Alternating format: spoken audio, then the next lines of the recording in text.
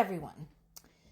Having received quite a few comments telling me that Ukraine had lost and it should just surrender, blah, blah, blah, I pulled together a few things from today's news.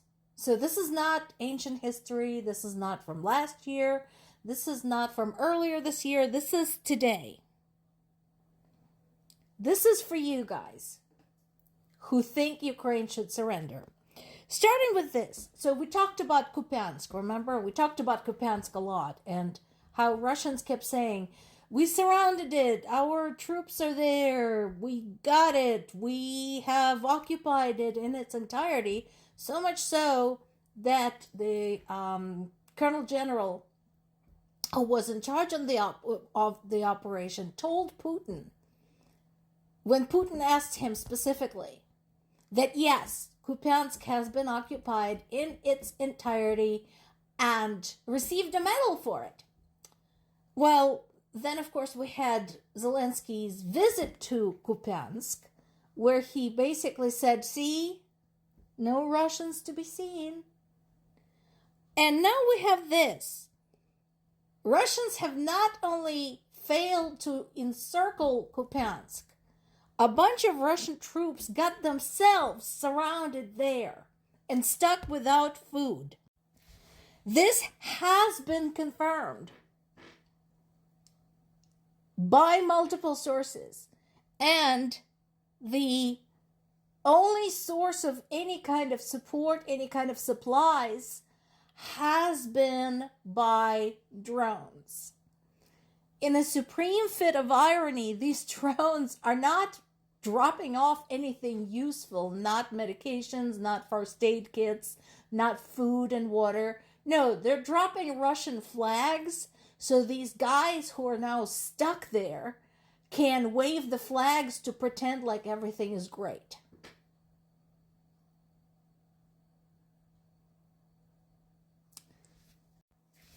Another bit of news for people who think Ukraine should surrender.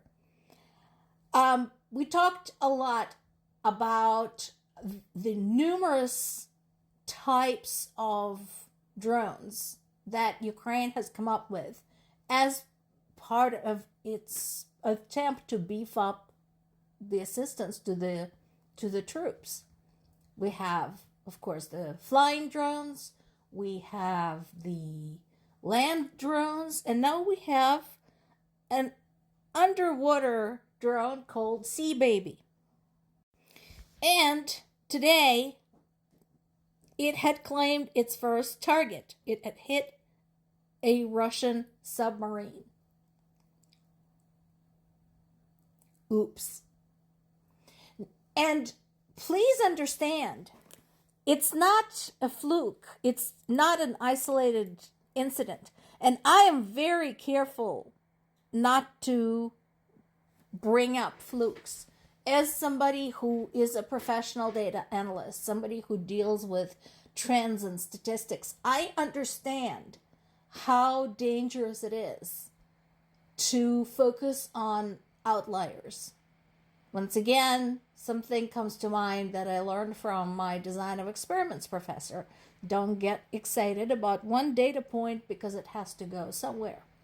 This is not a fluke. And the reason I say that is that I want you all to consider that Ukraine didn't have a military fleet of its own.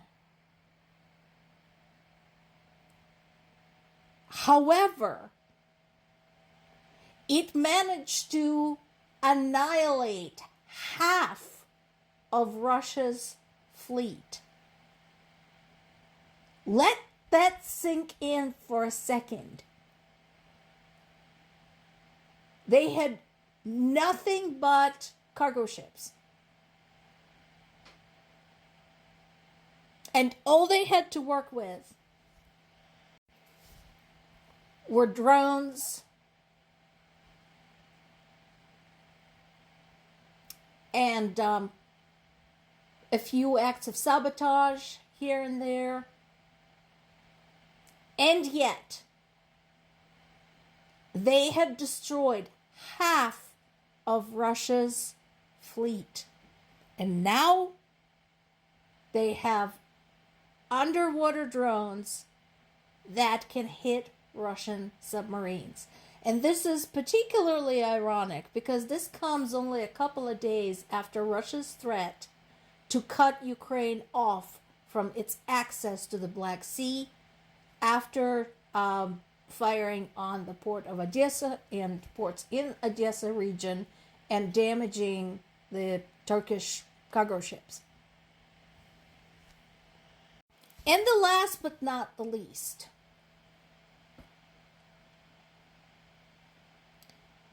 I said it before,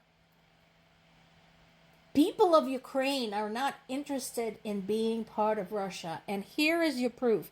75% of Ukrainians reject a peace plan that requires a withdrawal from the Donetsk-Luhansk region, also known as Donbass. There it is. The people have spoken. I brought this up several times in the past, that there are Russia's political analysts who have been warning Putin that if he tries to take Ukraine by force, Russia will be stuck, much like it got stuck in Afghanistan for 20 years. It will be bled dry by constant, ongoing underground war. And we already have proof of that because that is what is happening in the occupied areas. And now we have people of Ukraine, 3/4 of them saying no, bugger off. Also, somebody commented today, well, the land lost in the war is just lost. Oh, yeah?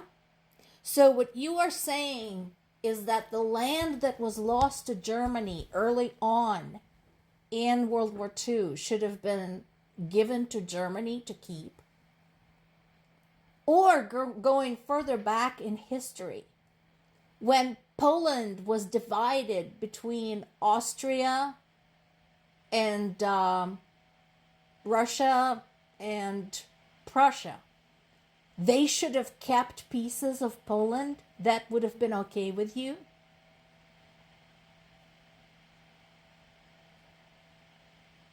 The last but not the least, if somebody barges into your house and murders your family and then demands to keep half of your house, are you gonna let them?